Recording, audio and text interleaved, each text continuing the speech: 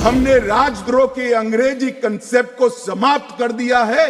शासन के खिलाफ कोई भी बोल सकता है इस देश के अंदर। देश के खिलाफ आप नहीं बोल सकते हो। देश के खिलाफ बोलोगे, देश के खिलाफ कुछ करोगे, देश के हितों को नुकसान करोगे तो कठोर से कठोर दंड का प्रावधान इस कानून के अंदर है। इस कानून का संपूर्ण इंप्लीमेंटेशन होने के बाद तारीख पे तारीख का जमाना जाएगा। आज इस कानून को इस सदन के आशीर्वाद प्राप्त होने के बाद हमारी आपराधिक न्याय प्रणाली क्रिमिनल जस्टिस सिस्टम 19वीं सदी से निकलकर 2 सदियों का फासला काटकर 21वीं सदी में सीधी प्रवेश करेगी। आज कश्मीर से कन्याकुमारी और द्वारका से लेकर कामाख्या तक इस कानून के आने के बाद एक ही प्रकार की न्याय प्रणाली का चलेगी। इस कानून से राज्यद्रोह अब देशद्रोह के अंदर बदल गया है। आपराधिक न्याय प्रणाली जो अभी हमारे देश के अंदर काम कर रही है उसमें ये बैलेंस बिगड़ गया था और हमने इसके अंदर बैलेंस ऑफ वर्क का बहुत बारीकी से ध्यान रखा है। अगर मैनेजमेंट के विद्यार्थी इसको बारीकी से देखेंगे, मैनेजमेंट के विज्ञान के हिसाब से देखेंगे तो उनको मालूम पड़ेगा कि बैलेंस ऑफ वर्क को कितना फाइन ट्यून कर ये कानून के अंदर हमने प्रस्तावित करने का प्रयास किया है।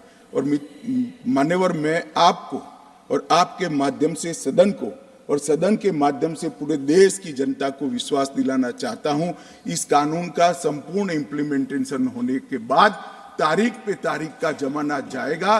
3 साल में किसी भी विक्टिम को न्याय मिल जाए ऐसी न्याय प्रणाली इस देश के अंदर प्रस्तावित होगी। मान्यवर, ये लोग जो पूछते हैं क्या होगा इस कानून से, मैं आज उनको बताना चाहता हूं मान्यवर, आज इस कानून को इस सदन के आशीर्वाद प्राप्त होने के बाद हमारी आपराधिक न्याय प्रणाली क्रिमिनल जस्टिस सिस्टम 19वीं सदी से निकलकर 2 सदियों का फासला काटकर 21वीं सदी में सीधी प्रवेश करेगी। मान्यवर, क्या होगा इस कानून से? मूल भारतीय परंपरा की न्याय की अवधारणा को समग्र विश्व को हम परिचय करा पाएंगे और इसके सुफल इस देश की जनता चख पाएगी।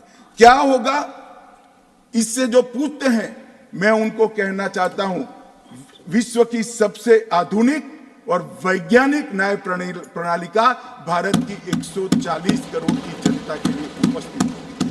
क्या होगा इस कानून से? जो पूछते हैं उनको मैं बताना चाहता हूं कि आज जो विद्यमान है वो सारी तकनीक और आने वाले 100 साल तक जो तकनीक आगे बढ़ सकती है वो सारी तकनीक को सिर्फ रूल्स में परिवर्तन कर समाहित किया जाए, इतनी दूरदृष्टि के साथ तकनीक को इस कानून के अंदर समाहित किया गया। जो पूछते हैं क्या होगा इस कानून से, मैं उनको कहना चाहता हूं कि 7 साल से ज्यादा सजा है वो सभी घृणित अपराधों के लिए हमने फोरेंसिक साइंस लेबोरेटरी की विजिट को कंपलसरी किया है, जिससे कन्विक्शन रेशियो के अंदर बढ़ावा होगा। ये जो पूछते हैं क्या होगा इस कानून से, इनको मैं कहना चाहता हूं, अंग्रेज चले गए, पूरे देश में 4 प्रकार की न्याय प्रणाली चलती थी। आज कश्मीर से कन्याकुमारी और द्वारका से लेकर कामाख्या तक इस कानून के आने के बाद एक ही प्रकार की न्याय प्रणाली का चलेगी। मान्यवर, ये पूछते हैं क्या होगा, मैं इनको बताना चाहता हूं, महिलाओं के अधिकारों की रक्षा की बात थी, वो आप विदेश से आए हुए कंसेप्ट और एनजीओ को थोपे गए विचारों से करते थे। हम मातृशक्ति के सम्मान के लिए परंपरागत हमारा जो सम्मान है वो सम्मान को इस कानून के अंदर कानून का स्वरूप देने में सफल हुए, मैं बताना चाहता हूं। मान्यवर, तो पूछते हैं क्या होगा इस कानून से? आजादी के 75 साल तक और 4 दशक से आतंकवाद का दंश झेलने के बाद इस देश की आपराधिक न्याय प्रणाली के कानूनों के अंदर आतंकवाद की डेफिनेशन नहीं थी। नरेंद्र मोदी जी ने जीरो टॉलरेंस टुवर्ड आतंकवाद का परिचय कराते हुए टेररिज्म की डेफिनेशन को इसके अंदर शामिल किया है। मान्यवर, जो पूछते हैं इस कानून से क्या होगा, मैं उनको बताना चाहता हूं कि इस कानून से राज्यद्रोह अब देशद्रोह के अंदर बदल गया है। राज्य के शासन की रक्षा के लिए एक जमाना था जब ब्रिटिश ताज का इस देश के अंदर शासन था मान्यवर, रानी के खिलाफ कोई आवाज नहीं कर सकता, फांसी पे चढ़ा दिए जाए। महात्मा गांधी हो, तिलक महाराज हो, वीर सावरकर हो, वो राजद्रोह के कानून में कई साल जेल में रखे और आपने भी इसका उपयोग बखूबी किया। इमरजेंसी के अंदर ढेर सारे लोगों को जेल में डाल दिया, ढेर सारे विपक्ष के नेताओं। मान्यवर, हमने राजद्रोह के अंग्रेजी कंसेप्ट को समाप्त कर दिया है।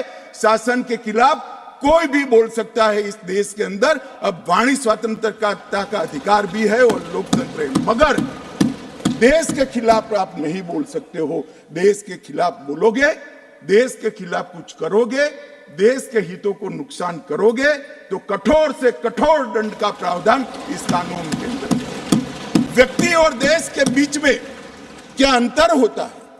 डेमोक्रेसी का जो मूल विचार है, लोकतंत्र का जो विचार है, देश महान होता है, व्यक्ति महान नहीं होता है। मान्यवर, इसको इस कानून के माध्यम से हम ला रहे हैं। Subscribe to Midday India. Get direct notifications on all our videos by clicking on the bell icon.